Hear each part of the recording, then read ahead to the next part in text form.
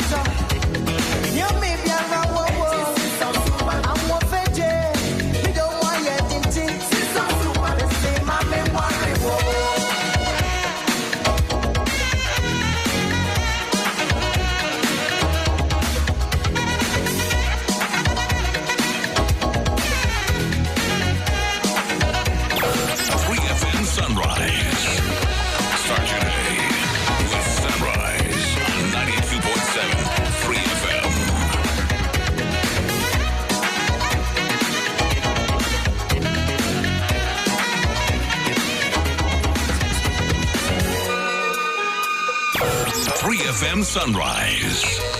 Start your day with Sunrise on 92.7 3FM. Johnny's Bite. Johnny's Bite on Sunrise.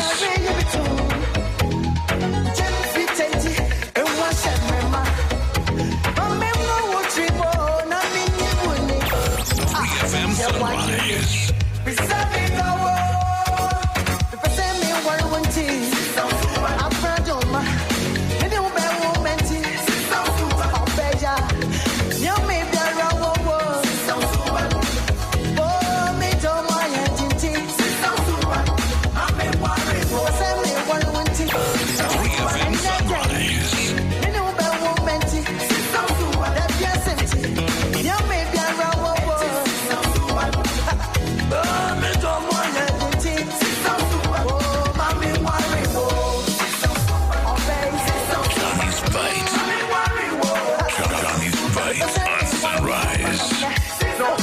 Sometimes our people disagree with you, but I mean, I understand some of your approach. I mean, sometimes we take a hard bite. It helps us as police. Nowadays, when I listen to you, I even panic.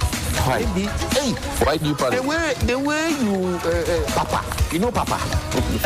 Figuratively, he fights as hard as he can. Okay, and of course, when he puts his fangs into you, you certainly feel it. I think it pretty Watch Johnny's Bite. Johnny's Bite, now airing on 3FM Sunrise and TV3 New Day. Weekdays at 6:40 a.m. Johnny's Bite.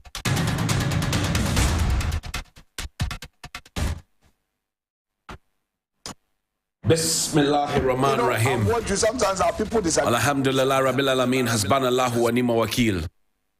The Lord is my light and my salvation. Whom shall I fear? Yea, though I walk through the valley of the shadow of death, I'll fear no evil, for you art with me. Thy rod and thy staff, they comfort me. Thou prepares a table before me in the presence of my enemies. You anoint my head with oil. My cup overflows, and surely goodness and mercy shall follow me all the days of my life. And I will dwell in the house of the Lord forever and ever. Amen. Assalamu alaikum. Welcome to Johnny's Bite. It's Monday.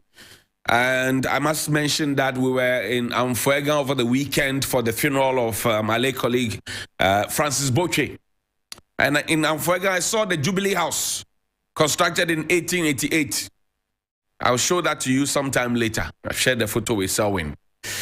Now, in Amfuega, the conversations on the ground were particularly about the vaccines. Thankfully, when we got to Accra, we heard that the vaccines had come in.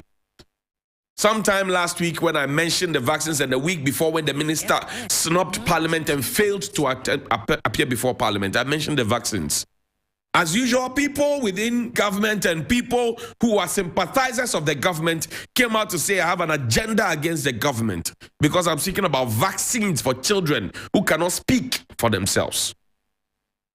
Now, the minister said the vaccines were coming in some 2-3 weeks. Because Crosby asked that question at the press conference. That answer didn't come because we're told that, it will come in very, very soon. Soon is not an answer. And that soon gave me the indication that we are not prioritizing our children. We're more interested in a cathedral and sending appearance fees to Adwo Asafo, as Kennedy Agyapong said. But the vaccines are in now. I'm grateful. I'm happy about it. I'm excited. The first consignment. We don't know when the second and the third and the fourth will come. But the first consignment is in. We are happy. The distribution is happening. My question this morning is, so those who said I had an agenda against government, does the government have an agenda against itself now? Now that they delivered before the timelines that they gave us? Let's be careful. We are building a nation. We are not building a political party or political parties. We are building a nation. If you had your child in that situation where your child doesn't have access to vaccines and your child is standing the risk of polio, measles, BCG and all those things, you won't be saying those things and supporting your party unnecessarily. Even the people you support, they know that what happened should have never happened. That you shot vaccines, it should have never happened. It's a disgrace on us, an embarrassment. We are taking pensioners' money. That's the past. Present one, the young people cannot find jobs to do. And the future, which is the children. We have disappointed the past, we have disappointed the present, and we are disappointing the future. And you are defending it. Change your life. Now, a few weeks ago, I spoke about the Accra Metropolitan Assembly. But before we get there, let's talk about the National Commission for Civic Education. Please put the release out there for me. The National Commission for Civic Education. Expand it for me. Spread it out so I can read it. This is a letter. When I started this, people again said, oh, you have an agenda against government. And it will affect this. It will affect that. It will affect this. I spoke about it and it is happening. Please spread it out for me. We don't have too much time. I beg you. Let's get to read it. Now, we'll start from the top so people don't know, people don't think that I put it out. This is from the National Commission for Civic Education, right? It says secular. You see the reference date and everything is there. Issued on the 9th of March 2023 to all staff. Mind you, when I raised this issue, I mentioned Fidelity Bank. I mentioned Old Mutual. I mentioned Chapel Hill. I mentioned NCCE. Old Mutual has come back to say we are just administrators. The fault will not be one our own. We have not heard from Chapel Hill, neither have we heard from Fidelity Bank. And I spoke no lie. Now it says redemption of Provident Fund. Push it up, please. Reference is made to the Divisional Union's letter dated 25th February 2023 to management, raising objections to the proposals by managers of our Provident Fund. Management has taken cognizance of issues raised and has consequently engaged the relevant stakeholders for a resolution. As a result, service providers are to begin paying requests in full by 15th March 2023. If we hadn't spoken about this, it would have never happened. So we get results. Bring it up. Let me read the full letter. Since management has agreed with them to ensure they raise money to pay at rates of applicants, we urge all to be calm as the process recommences, counting on your cooperation. Dora Hammond is Director Administration for Chairman. See who it was copied to. I spoke no lie. First, Chairman, NCC Divisional Union. 2, General Secretary, PSWU of TUC. 3, Deputy Chairman, Operations, NCCE. 4, Old Mutual. 5, Chapel Hill, Denham, Accra, and Fidelity Bank head office in Accra. When matters happen, we speak to fact. I speak to fact. Before I come to stand here on Johnny's Bites, I speak to fact because I know that there are big people who listen to this conversation that we have here. That's it. So today is 13th. By Wednesday, they said they will start paying. Eyes are watching, ears are hearing. I will monitor. I will bring you the detail. I will monitor and bring you the detail. Take me to the Accra Metropolitan Assembly. A few weeks ago, I also brought today, I call it Recall Monday. And I've shown you progress from when they started the agitation at NCCE to when they started raising the responses to when now they have assured the people that they should raise money and pay. I'm following. I'll follow to the last person is paid, NCCE, Bojidila. And speaking of which, the bondholders, individual bondholders, have also been promised that they will be paid this week. I am watching. My eyes are inside it. Accra Metropolitan Assembly. Invitation to a meeting. The committee set up investigation, some allegations made against the Honorable Metropolitan Chief Executive. Invite you to a meeting slated for Tuesday, 13 March. It's Tuesday, 13 March. It's supposed to be 14, not 13. Time, 11 a.m., 11 p.m. Hey, a.m., 11 p.m. It's not supposed to be 11 p.m. It's supposed to be 11 a.m. Venue, Vanderpoel Hall, Accra Metropolitan Assembly. Agenda to discuss the allegations made against the Honorable Metropolitan Chief Executive. Any other businesses, please endeavor to attend and be punctual. Thank you. Honorable Ibrahim Tete Ankra, Chairman, the Secretary of the Assembly, the Director of Finance, Accra Metropolitan Assembly, the Procurement Officer, Accra Metropolitan Assembly. Now, why has it become important to include the Director of Finance and the Procurement Officer? Because the allegation, and again, bring me the original petition, that the Chief Executive had gone through wrong procurement processes to buy rice and oil for December celebrations at a tune of 800,000.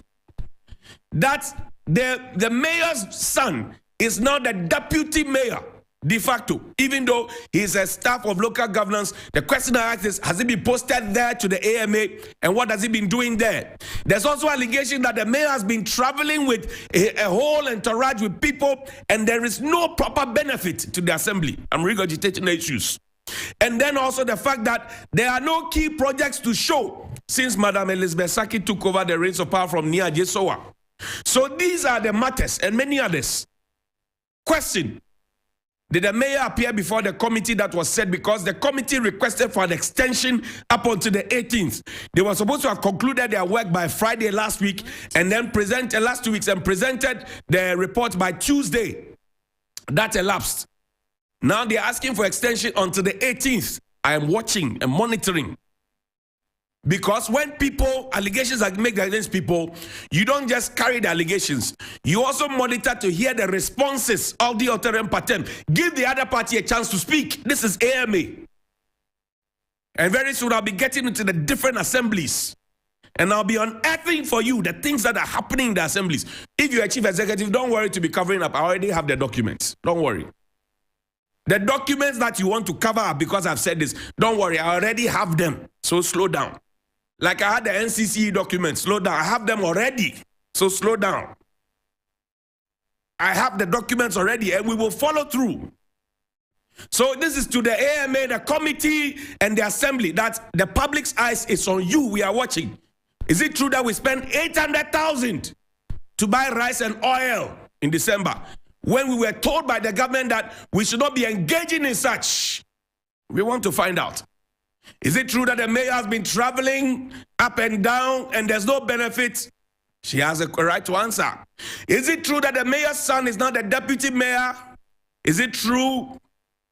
Is it true that really we don't have any projects since she took over? Is it true? The assembly must come and answer, because you see, all the people at the assembly, including the mayor, they are living on our taxes. This morning they will go to Agbobloshi. They'll go to Kaneshi. They'll go to Choco Market. They'll go to Kajano, Jufojano. They'll go to all those places to go and take monies from the market. And that's literally what they use to run the assemblies. So the people ought to know. I'm wrapping up. Let the retirees go and let the young grow. So far, the retirees are going. I'm happy. The young will probably get jobs to do. And the young people, once you get in there, make sure that you leave a mark. But is it true that there's somebody at the National Theatre of Ghana who has gone beyond the retirement age, who is not going home but is distributing letters for people who are 60 to go home? Listen to my question again. I said, is it true that at the National Theatre of Ghana, there's somebody who has attained the age of 60 and beyond who is not going home but is distributing letters for people to go home? And then Vice President Bawumia says NIA is moving to end age falsification. Of course, people reduce their ages. At the NIA, are there people who are 60 and beyond who are still at post? What is the age of the boss of the NIA? The age of some of the top executive of NIA? I'm just asking my questions. Good morning.